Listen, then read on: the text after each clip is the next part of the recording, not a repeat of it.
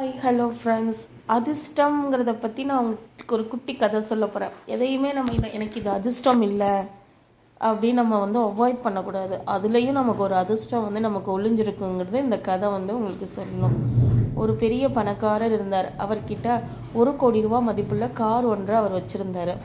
ஆனால் அந்த கார் அவருக்கு அதிர்ஷ்டம் இல்லை அப்படின்னு அவருக்கு ஒரு திங்கிங். அதனால் அவர் டிசைட் பண்ணிட்டாரு, இந்த காரை நம்ம யாருக்காவது கொடுத்துருவோம் அப்படின்னு சொல்லிட்டு டிசைட் பண்ணிவிட்டு ஒரு அட்வர்டைஸ்மெண்ட்டு கொடுக்குறாரு. 1,00,00,000 ரூபா மதிப்புள்ள காரை நான் 10 லட்சம் ரூபாய்க்கு கொடுக்க போகிறேன் அப்படின்னு சொல்கிறாரு. அதை கேள்விப்பட்டு கோவிந்தன் என்பவர் என்ன பண்ணுறாருன்னா 5 lakhs அட்வான்ஸ் பே பண்ணிவிட்டு அந்த காரை நானே வாங்கிக்கிறேன் அப்படின்னு சொல்கிறாரு. இவரும் அட்வான்ஸை வாங்கிக்கிட்டு நாளைக்கு உங்கள் வீட்டில் காரை டெலிவரி செஞ்சிடறோம் அப்படின்னு சொல்கிறாரு அந்த பணக்கார முதலாளி. இவனுக்கு ரொம்ப சந்தோஷம்.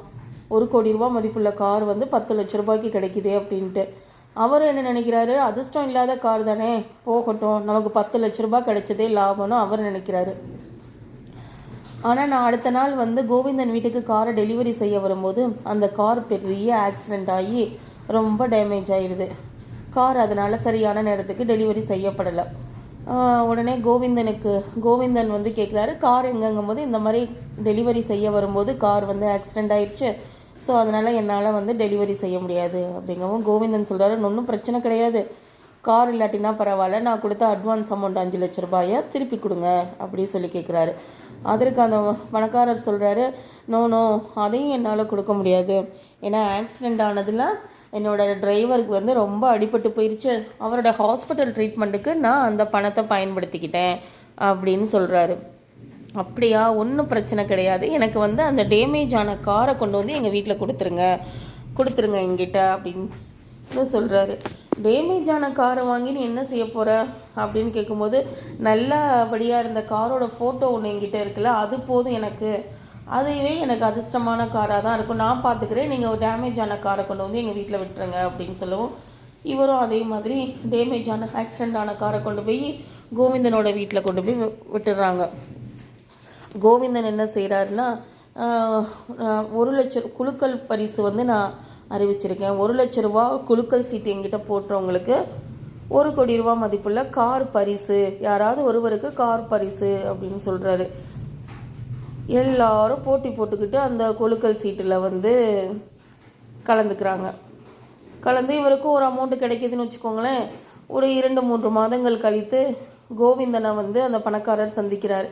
என்ன கோவிந்தன், எப்படி இருக்கீங்க அப்படின்னு கேட்கும்போது கோவிந்தன் சொல்கிறார், ரொம்ப நல்லா இருக்கேன் அப்படின்னா, நீங்கள் அதிர்ஷ்டம் இல்லைன்னு சொன்னீங்க இல்லையா ஒரு காரு, அந்த கார் எங்கள் வீட்டுக்கு வந்த நேரம் நான் 10 கோடி ரூபா சம்பாதிச்சிட்டேன், கரெக்டாக சொல்லணும்னா 10 கோடிக்கு 10 லட்ச ரூபா கம்மியாக நான் சம்பாதிச்சிட்டேன் அப்படின்னு சொல்கிறாரு. பணக்காரருக்கோ ஒரே அதிர்ச்சி, எப்படி நம்ம வீட்டில் இருக்கும்போது அதிர்ஷ்டம் இல்லாமல் இருந்த கார் இவனுக்கு எப்படி 10 கோடி ரூபா சம்பாதிச்சு கொடுத்துருக்கோம் அப்படின்னு நினைக்கிறாரு. என்ன நடந்துச்சுன்னு கோவிந்தன் சொல்கிறாரு, நான் இந்த மாதிரி பரிசு ஒன்றை அறிவித்தேன், எங்கிட்ட குலுக்கல் சீட்டில் 1 லட்ச ரூபா குலுக்கல் சீட்டில் சேர்றவங்களுக்கு பரிசு யாருக்கு விழுகுதோ அவங்களுக்கு 1 கோடி ரூபா மதிப்புள்ள கார் அப்படின்னு அறிவிச்சிருந்தேன். எல்லாரும் எங்கிட்ட 400-500 பேருக்கு மேலே எங்கிட்ட குலுக்கல் போட்டியில் கலந்துக்கிட்டு 1 லட்ச ரூபா பணத்தை கட்டிட்டு போயிட்டாங்க. அப்போ யாருக்காவது ஒருத்தருக்கு பரிசு விழுந்திருக்குமே, அதை நீ கொடுத்தாகணுமேங்கும் போது, ஆமாம் ஒருத்தருக்கு பரிசு விழுந்தது, அவரும் காரை தேடி எங்கள் வீட்டுக்கு வந்தார். நான் சொன்னேன், இந்த கார் ஒரு ஆக்சிடெண்ட் ஆனதில் ரொம்ப டேமேஜ் ஆயிடுச்சு, ஸோ என்னால் அதை உங்களுக்கு கொடுக்க முடியாது அப்படின்னு நான் சொன்னேன். என் நிலைமையை பார்த்து பரிதாபப்பட்டவர் 1 லட்சத்திற்கு பதிலாக 10 லட்சம் ரூபாய் பணத்தை கொடுத்து விட்டு சென்றார்.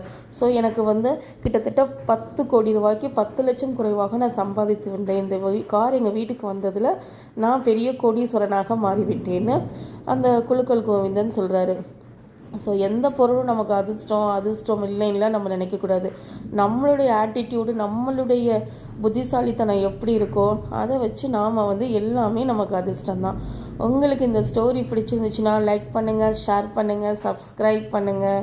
Thank you so much for your continuous support. Thank you all.